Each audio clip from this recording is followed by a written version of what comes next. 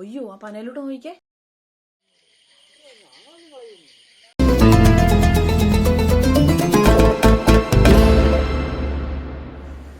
Hi friends, creative life സ്കില്ലിൻ്റെ പുതിയ വീഡിയോയിലേക്ക് എല്ലാവർക്കും സ്വാഗതം. അപ്പോൾ ഇന്ന് നമ്മൾ വന്നിട്ടുള്ളത് കുറച്ച് മീൻ പിടിക്കാമെന്നൊക്കെ കരുതിയാണ് ഞങ്ങൾ വന്നത്. പക്ഷേ ഇവിടെ നിന്നപ്പോൾ ഇവിടുത്തെ അവസ്ഥ പഴയ പോലെ തന്നെയാണ്. എന്ന് വെച്ചാൽ വെള്ളം കയറി കിടക്കുന്ന ഒരവസ്ഥ നമുക്കിപ്പോൾ കാണാൻ പറ്റുന്നത്. നമ്മുടെ കഴിഞ്ഞ വീഡിയോയിൽ വെള്ളം കയറിയതും എല്ലാം കാണിച്ചായിരുന്നു. വെള്ളം കയറി നിറഞ്ഞു വരുന്നതൊക്കെ കാണിച്ചു. അത് കഴിഞ്ഞ് പിന്നെ ഇങ്ങോട്ട് വരാൻ പറ്റിയില്ല, കാരണം ഇവിടുത്തെ വഴിയിലും എല്ലാം വെള്ളം കയറിയായിരുന്നു. അപ്പോൾ ഇതിലെ ഈ ഒരു പുഴ ഇവിടെ ഒഴുകുന്നുണ്ട്. അപ്പോൾ അവിടുന്ന് വെള്ളം ഈ വഴിയിലേക്കും എല്ലാം കയറി. അപ്പോൾ നമുക്ക് ഇങ്ങോട്ട് വരാൻ പോലും ഉള്ള ഒരു സാഹചര്യം ഇല്ലാതെ കിടക്കുമായിരുന്നു. അപ്പോൾ ഇവിടുത്തെ ഈ ചുറ്റുപാടുമുള്ള പരിസരത്തെ വീടുകളിലും എല്ലാം വെള്ളം കയറി. അതൊക്കെ നിങ്ങളെ വഴിയെ കാണിച്ചു തരാം. അവിടെ എല്ലാം വെള്ളം കയറിയേക്കുവാണ്. അവരുടെ ഒരു അവസ്ഥ എന്ന് പറഞ്ഞാൽ പെരയ്ക്കകത്തും എല്ലാം വെള്ളം കയറിയിട്ട് കുറേ ആൾക്കാരൊക്കെ ഇവിടുന്ന് മാറി താമസിക്കുന്നുണ്ട്. പിന്നെ പെരയൊക്കെ പൊക്കി വെച്ചിട്ടുള്ള ആൾക്കാരുടെ ഒന്നും വീടിനകത്തേക്ക് വെള്ളം കയറുന്നില്ല. പക്ഷേ അവരുടെ മുറ്റത്തും എല്ലാം വെള്ളം, ഒരാവശ്യത്തിന് അവർക്ക് പുറത്തോട്ട് ഇറങ്ങി പോകാൻ പോലും പറ്റത്തില്ലാത്ത അവസ്ഥയാണ്. അപ്പോൾ ഇവിടെ എന്ന് പറഞ്ഞാൽ ചുറ്റും നോക്കിയാൽ കാണാൻ പറ്റും, ഇവിടുത്തെ പറമ്പിലും അവരുടെ കൃഷിയിടങ്ങളിലും എല്ലാം നിറച്ചും വെള്ളം കയറി കിടക്കുവാണ്. അപ്പോൾ അവരുടെ പറമ്പിൽ കൂടെ പോലും വള്ളത്തെ പോകേണ്ട ഒരു അവസ്ഥയാണ് ഇപ്പോൾ ഉള്ളത്. ഇവിടുത്തെ അവസ്ഥ ചുറ്റും വെള്ളമാണ്, വേണ്ട. അപ്പം ഞാനും വെള്ളത്തിൻ്റെ നടുക്കാണ് നിൽക്കുന്നത്. ഞാൻ നിൽക്കുകയെന്ന് പറഞ്ഞാൽ ഇതുണ്ട്, വെള്ളമുണ്ട്. പക്ഷെ ഞാനിവിടെ ഒരു മരത്തിൻ്റെ കുറ്റിയെ കയറിയാണ് നിൽക്കുന്നത്. പണിയില്ല.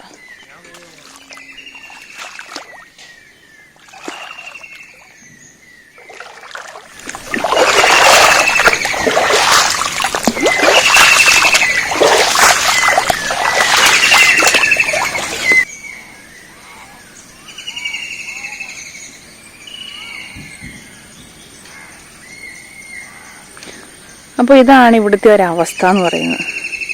പുഴയിലെ വെള്ളം മൊത്തം ഇങ്ങോട്ട് എരച്ച് കയറിയേക്കുവാണ്. നമ്മുടെ കപ്പയൊക്കെ നിൽക്കുന്നുണ്ടോ, എല്ലാം വെള്ളത്തിലായി വാടി നശിച്ച് നിൽക്കുക.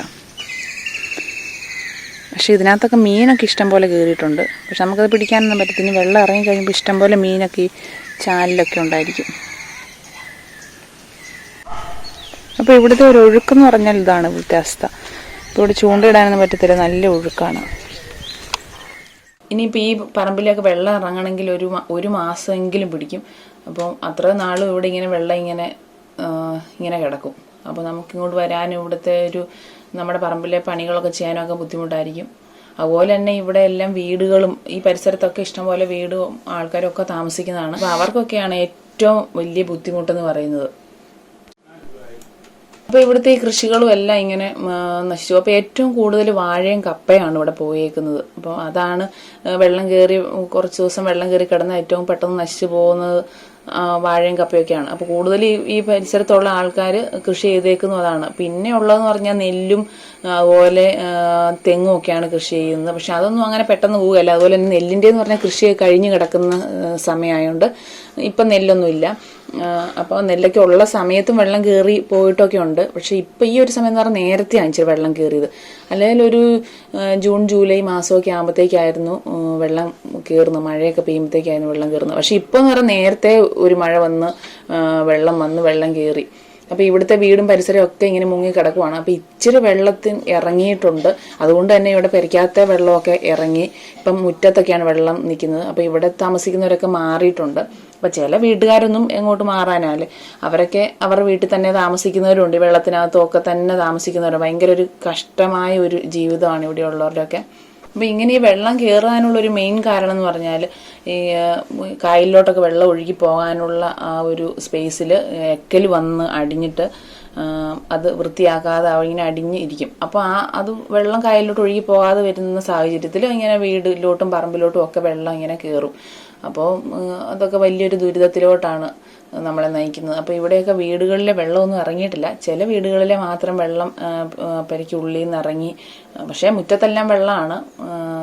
ഒരു കാര്യത്തിന് നമുക്ക് പോകാനോ ഒന്നും സാധിക്കുന്നില്ല. മൃഗങ്ങളെ വളർത്തുന്ന ഒരു കാര്യമാണ് അതിലും കഷ്ടമെന്ന് പറയുന്നത്. കാരണം അതിനെയൊക്കെ എങ്ങോട്ടേലൊക്കെ മാറ്റേണ്ട ഒരു അവസ്ഥയൊക്കെയാണ്. താറാവുകൾക്ക് ഭയങ്കര സന്തോഷമാണ് വെള്ളം കയറിയുകൊണ്ട്. അപ്പോൾ ഇവിടെ എന്ന് പറഞ്ഞാൽ ആടിനെ വളർത്തുന്ന ആടിൻ്റെ കൂട്ടിലൊക്കെ വെള്ളം കയറിയുകൊണ്ട് എങ്ങോട്ടേലും മാറ്റാൻ നിവൃത്തിയില്ലാതെ ഇങ്ങനെ കുറച്ച് വെള്ളം ഇല്ലാത്ത സ്ഥലത്തേക്ക് മാറ്റി കെട്ടി തീറ്റയൊക്കെ കൊടുക്കുന്ന ഒരവസ്ഥയാണ് ഇവിടെ ഉള്ളത്. അപ്പോൾ ഇവിടുത്തെ കപ്പയും ഒരുപാട് കപ്പയൊക്കെ ഉണ്ടായിരുന്നു. അപ്പോൾ എല്ലാം പോയി. പറിക്കാൻ പറ്റിയ കുറേ കപ്പയൊക്കെ ഇവിടെയുള്ളവരൊക്കെ പറിച്ചെടുത്തു. പക്ഷേ ഈ 2 ദിവസം വെള്ളത്തിനടിയിൽ കിടന്നു കഴിഞ്ഞാൽ കപ്പയെല്ലാം ചീഞ്ഞു പോകും. പിന്നെ ഇതൊന്നിനും കൊള്ളുകയില്ലാത്ത ഒരവസ്ഥയാണ്. അതുപോലെ വാഴയും നശിച്ചു പോവും. അതും ഒരാഴ്ച വെള്ളത്തിൽ കിടക്കുമ്പോഴത്തേക്കും ചീഞ്ഞു പോവും. പിന്നെ ബാക്കിയുള്ള അതിൻ്റെ തടയൊക്കെ ആണെങ്കിലും എലിയൊക്കെ വന്ന് തിന്ന് അത് നശിച്ച് പോകും. അപ്പം ഇനിയിപ്പോൾ ഇവിടുത്തെ 1 മാസം കഴിഞ്ഞ് ഇവിടുത്തെ വെള്ളം ഇറങ്ങുമ്പോഴത്തേക്ക് ഇവിടുത്തെ പറമ്പിലൊന്നും കാണുകയില്ല. പുഴയിലൊക്കെ നല്ല ഒഴുക്കുള്ള സമയമാണ്. എന്നാലും ഇവിടെ ആളുകളൊക്കെ ഇവിടെ വല വീശുന്നുണ്ട്. അപ്പം ഇവർക്ക് വീശുമ്പോൾ ഈ മോട്ടർ വിട്ടിട്ടുള്ള സമയമായതുകൊണ്ട് അവർ വീശുമ്പം പിന്നെ അവർക്ക് വയമ്പും കോലാനും അതുപോലെ വള്ളത്തിയൊക്കെ ഒരുപാട് കിട്ടും. അങ്ങനെയുള്ള ചെറിയ സൈസ് മീനുകളൊക്കെ ഇഷ്ടംപോലെ കിട്ടും ഈ മോട്ടർ വിടുന്നതിൻ്റെ സൈഡിൽ നിന്നൊക്കെ വീശിയാൽ. അപ്പോൾ ഇവരൊക്കെ ഇവിടെ നിന്ന് വീശി നോക്കുവാണ് മീനെയൊക്കെ കിട്ടുന്നുണ്ടോ എന്ന്. അപ്പോൾ നമ്മൾ എങ്ങോട്ട് നോക്കിയാലും ഈ വല വീശുന്നവരും ചൂണ്ടയിടുന്ന ആൾക്കാരെയൊക്കെയാണ് കാണുന്നത്. ഈ ലോക്ക്ഡൗൺ സമയം ആയതുകൊണ്ട് എല്ലാവരും വീട്ടിലിരിക്കുമല്ലേ. അപ്പോൾ എല്ലാവർക്കും ഇതൊക്കെ രക്ഷയുള്ളൂ. അതുകൊണ്ട് എല്ലാവരും ഈ വീടിൻ്റെ നമ്മുടെ പുഴയുടെ സൈഡിലുമൊക്കെ വീടുള്ള ആൾക്കാരും ഒക്കെ വലയൊക്കെ ആയിട്ട് വീശാൻ. അപ്പോൾ അവിടെയുള്ള എല്ലാവർക്കും വലയും അതുപോലെ ചൂണ്ടയൊക്കെ ഉള്ളവരായിരിക്കും. അപ്പോൾ അവരൊക്കെ ഈ വെറുതെ ഇരിക്കുന്ന സമയത്ത് ഇങ്ങനെ വീശിയും ഒക്കെ മീനെ പിടിക്കുവാണ്. മീനെ കിട്ടുന്നുണ്ട്. ഇപ്പോൾ ഈ വെള്ളം കയറിയ ഒരു സമയമായതുകൊണ്ട്, വെള്ളം കയറി കിടക്കുന്ന സമയമായതുകൊണ്ട് മീനുകളൊക്കെ ഇഷ്ടം പോലെ ഉണ്ട്. അപ്പോൾ അതുകൊണ്ട് മീനെ കിട്ടുന്നുണ്ട്. അപ്പോൾ ചില വീശിനൊന്നും മീനെ കിട്ടിയില്ലെങ്കിൽ പോലും മീനൊക്കെ ആവശ്യത്തിനുള്ള മീനൊക്കെ കിട്ടുന്നുണ്ട്. അതുപോലെ ചൂണ്ടയിടുന്ന ആൾക്കാരും ഒക്കെ ഉണ്ട്. വഴി സൈഡുകളൊക്കെ നോക്കിയാൽ എല്ലാവരും പണിയൊന്നും ഇല്ലാതെ വെറുതെ ഇരിക്കുമല്ലേ. അതുകൊണ്ട് എല്ലാവരും ചൂണ്ടയിടിയിലും വലവീശലും ഒക്കെ ആയിട്ടാണ് ഇപ്പം മുന്നോട്ട് പോകുന്നത്. വീശാനായിട്ട് കുറച്ച് നേരമായി. അപ്പോൾ ഓരോ വീശിനും കുറേശ്ശെ മീനെ വെച്ച് കിട്ടുന്നുണ്ട്. അപ്പോൾ ഇതിനകത്ത് പരല്, അതുപോലെ തന്നെ മുരച്ച്, കോലാന്, അങ്ങനെ കുറേ മീനുകൾ, വെറൈറ്റി ടൈപ്പിലുള്ള കുറേ മീനുകളൊക്കെ കിട്ടിയിട്ടുണ്ട്. ഇങ്ങനെ കുറച്ച് പ്രാവശ്യം വീശിയാൽ നമ്മുടെ ആവശ്യത്തിനുള്ളതൊക്കെ നമുക്ക് കിട്ടുന്നുണ്ട്.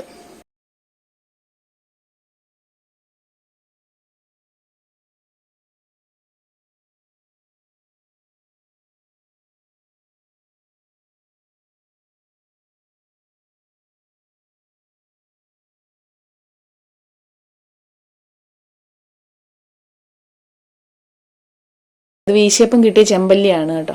അപ്പോൾ ഇവിടെ ഇവർ രണ്ടുപേരും കൂടെ ചൂണ്ടയിടാൻ വേണ്ടി പോവാണ് വള്ളത്തിൽ. അപ്പോൾ ചൂണ്ടയിടാന്ന് പറഞ്ഞാൽ കയറേൽ എന്ന് പറഞ്ഞാൽ നീളത്തിലുള്ള കയറേൽ 1 മീറ്റർ ഡിസ്റ്റൻസിൽ ഇങ്ങനെ ചൂണ്ട കൊളുത്ത് കെട്ടി തൂക്കി ഇടും. അതുകൊണ്ട് അതിനകത്ത് കോഴിക്കോടലോ അങ്ങനെയുള്ള എന്തെങ്കിലും തീറ്റയൊക്കെ അഡ്ജസ്റ്റ് ചെയ്തിട്ട് അതിങ്ങനെ കെട്ടിയിടും. എന്ന് വെച്ചാൽ ഒരു 2 മണിക്കൂറൊക്കെ കഴിയുമ്പം ഇത് പൊക്കി നോക്കും. അപ്പം നമ്മൾ ഒരു 10-15 തവണ നമ്മൾ ചൂണ്ടയിടുന്നതിന് തുല്യമാണ് ഈ ഒരൊറ്റ ഇടിയിൽ. അപ്പോൾ അത് കയറിങ്ങനെ വലിച്ച് നീളത്തിൽ കിട്ടും. എന്നിട്ട് ഒരു 2 മണിക്കൂർ കഴിയുമ്പോൾ പൊക്കി നോക്കും. അപ്പോൾ അകത്തുനിന്ന് ആവശ്യത്തിനുള്ള മീനെ കിട്ടും. അപ്പോൾ അതിന് വേണ്ടിയിട്ടാണ് ഇപ്പോൾ ഇവർ പോകുന്നത്. ഇവർ ആ കയറൊക്കെ ആയിട്ട് വള്ളത്തിൽ പോവാണ് വലിച്ചു കെട്ടാനായിട്ട്. അപ്പോൾ ഇപ്പോൾ ഒരു 5:30-6 മണിയൊക്കെ ആകാറായിട്ടുണ്ട്. അപ്പോൾ ഇനി ഒരു 2 മണിക്കൂർ കഴിയുമ്പോഴത്തേക്കും 7-8 മണിയൊക്കെ ആകുമ്പോഴത്തേക്കും പോയി എടുക്കും. അപ്പോൾ ഞങ്ങൾ പോയ 8 മണിയായപ്പം വന്നു കേട്ടോ. ഒരു ചൂണ്ട എടുക്കുന്നതൊക്കെ കാണാനായിട്ട് വന്നതാണ്. അപ്പോഴാണ് ഇത് പനയുടെ മുകളിൽ ഒരാളിരിക്കുന്നു കണ്ടോ. അപ്പോൾ ഇതിപ്പോൾ ഇത്രയും പൊക്കമുള്ളൊരു പനയാണ്. അപ്പോൾ അതിൻ്റെ മുകളിലോട്ട് നമ്മൾ ക്യാമറ സൂം ചെയ്തെടുത്തതാണ്. അപ്പോൾ ഒരു മരപ്പെട്ടി അതിൻ്റെ മുകളിലിരിപ്പുണ്ട്. അപ്പോൾ അതിരുന്ന് ഈ പനങ്കുരു തിന്നുന്ന ഒരു സമയമാണിത് കണ്ടോ. രാത്രിയിൽ അത് വന്ന് പനങ്കുരു തിന്നുവാണ്. അപ്പോൾ നമുക്ക് ശരിക്കും വ്യക്തമായിട്ട് കാണത്തില്ലായിരിക്കും നിങ്ങൾക്ക്. പക്ഷേ അത് അവിടെ ഇരിപ്പുണ്ട്. അപ്പം നിങ്ങൾ സൂക്ഷിച്ച് നോക്കിയാൽ കാണാം. അത് അവിടെ ഇരുന്ന് പനങ്കുരു കഴിക്കുവാണ്. അപ്പോൾ നമ്മൾ ലൈറ്റ് അടിച്ചിട്ടൊന്നും ഒരു അനക്കവും ഇല്ല.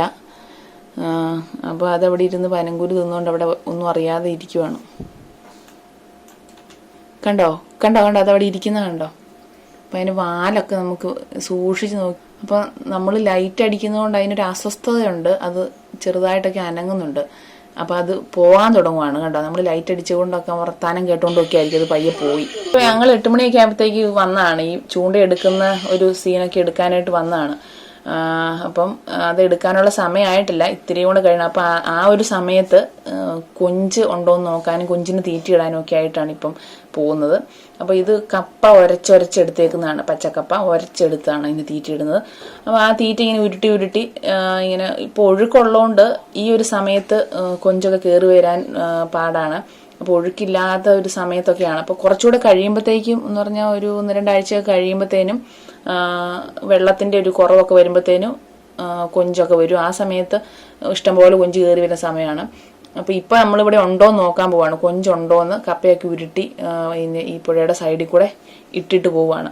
അപ്പോൾ അതെന്ന് വെച്ചാൽ നമുക്ക് ചൂണ്ട എടുക്കുകയും ചെയ്യണം. അപ്പോൾ ചൂണ്ട എടുക്കാൻ ആ ഒരു സമയത്തിനുള്ളിൽ നമ്മൾ ടൈം വെറുതെ കളയണ്ടല്ലോ എന്ന് വിചാരിച്ചുകൊണ്ട് കൊഞ്ചുണ്ടെങ്കിൽ അതിനെ പിടിക്കാമെന്നൊക്കെ ഓർത്തുകൊണ്ടാണ് വന്നത്. അപ്പം നല്ല ടോർച്ച് വേണം ഇതിന്, കാരണം നമുക്ക് വെള്ളത്തിനടിയിലോട്ട് ലൈറ്റ് അടിച്ച് നോക്കണമെങ്കിൽ അത്രയ്ക്കും നല്ല പവറുള്ള ടോർച്ച് വേണം, എന്നാലേ നമുക്ക് കാണാൻ പറ്റത്തുള്ളൂ. ഇനി വെള്ളമൊക്കെ ഇച്ചിരി കലങ്ങിയതും കൂടി ആണെങ്കിൽ ഭയങ്കര ബുദ്ധിമുട്ടാണ്. തീറ്റ ഇട്ട് വെച്ചേച്ച് അതിൽ ഇട്ടിട്ട് പോവുകയാണ്. എന്നിട്ട് നമുക്ക് നോക്കണം കുറച്ചു നേരം കഴിയുമ്പോൾ, 1 മണിക്കൂർ കഴിയുമ്പോൾ അല്ലെങ്കിൽ ഒരു അരമണിക്കൂർ കഴിയുമ്പോഴത്തേക്കും ഇതുങ്ങൾ കപ്പ തിന്നാൻ വേണ്ടിയിട്ട് വരുന്നുണ്ടോ എന്ന് നമ്മൾ ടോർച്ച് അടിച്ച് നോക്കണം. അപ്പോൾ ഇങ്ങനെ ഓരോ ബോൾ പോലെ ഉരുട്ടി ഇങ്ങനെ അതിൻ്റെ സൈഡിൽ കൂടി ഇട്ട് വെച്ചേച്ച് നമ്മളങ്ങ് പോവാണ്.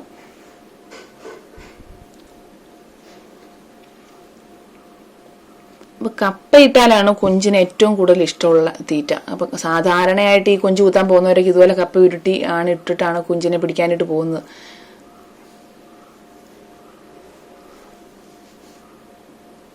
നമ്മളപ്പോൾ ആദ്യം ഇട്ട് വെച്ചിരുന്ന ആ ചൂണ്ടയില്ലേ, അപ്പോൾ അത് എടുക്കാൻ വേണ്ടി പോവുകയാണ്. അപ്പോൾ ഇപ്പം നമുക്ക് ലൈറ്റ് ഒന്നും ഇല്ലാത്തതുകൊണ്ട് ഈ രാത്രി ആയതുകൊണ്ട് നമുക്ക് അതങ്ങനെ അവർ തുഴഞ്ഞു വരുന്നത് എടുക്കുന്നത് നമുക്ക് കാണാൻ പറ്റുന്നില്ല. അപ്പോൾ നമുക്ക് അവരെടുത്തുകൊണ്ട് വരുമ്പോൾ നമുക്ക് നോക്കാം മീനുണ്ടോ എന്ന് നോക്കാം. അപ്പം അതിന് വേണ്ടി ഇവിടെ വെയിറ്റ് ചെയ്യുവാണ്.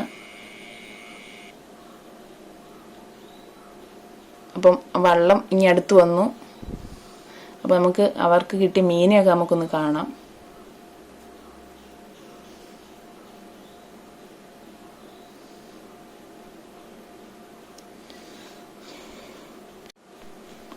അപ്പോൾ ഈ ഇരട്ടത്തുള്ള വീഡിയോ എടുപ്പ് എന്ന് പറഞ്ഞാൽ ഭയങ്കര ബുദ്ധിമുട്ടാണ്. അപ്പോൾ നമ്മൾ പകലെടുക്കുന്നവരല്ല, നമ്മൾ ഉദ്ദേശിക്കുന്ന കാര്യങ്ങളും നമുക്ക് എടുക്കാൻ പറ്റുന്നില്ല. കാരണം അവർ വെള്ളം തുഴഞ്ഞു വരുന്നതും കയറെടുക്കുന്നതും നമുക്ക് വ്യക്തമായിട്ട് കാണാൻ പറ്റുന്നില്ല. പക്ഷേ അവർ മീനെ കിട്ടുന്നത് നമുക്ക് കാണിച്ചു തരാം, നല്ലതായിട്ട് കാണിച്ചു തരാം. അപ്പോൾ അതിനറ്റത്ത് കൂരിയുണ്ട്. അപ്പോൾ നല്ല 2 മഞ്ഞക്കൂരിനെ കിട്ടിയിട്ടുണ്ട്. അപ്പോൾ ഈ കയർ മുഴുവൻ എടുത്ത് കഴിഞ്ഞിട്ടില്ല. അപ്പോൾ കിട്ടിയതിനെ ഒന്ന് കാണിച്ചു തന്നേ ഉള്ളൂ, അത് മുഴുവൻ എടുത്ത് തന്നിട്ടില്ല. കണ്ടോ നല്ല അടിപൊളി 2 മഞ്ഞക്കൂരിയാണ്.